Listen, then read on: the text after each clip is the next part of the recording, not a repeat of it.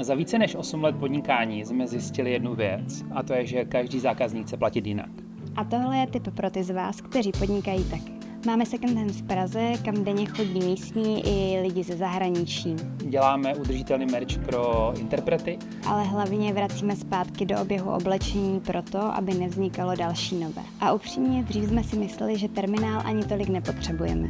Postupně jsme zjistili, že každý zákazník chce platit úplně jinak. Někdo kartou, někdo telefonem. Někdo přes QR kód. Ve chvíli, kdy to nejde, tak odejdou prostě jinam. Až časem nám taky došlo, jak moc nám terminál usnadňuje každodenní fungování. A hlavně, když člověk řeší normální provoz obchodu a do toho eventy a pop-upy po Česku i v zahraničí. Přesně proto nám sedl Global Payments. Všechno funguje jednoduše, peníze máme na účtu už druhý den. A při prodeji nemusíme nic složitě řešit. Tohle je jedna z těch věcí, která nám reálně usnadnila každodenní fungování a dala větší klid v provozu.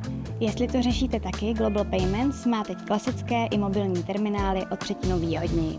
Mrkněte na jejich web a využijte slovový kód START zdarma.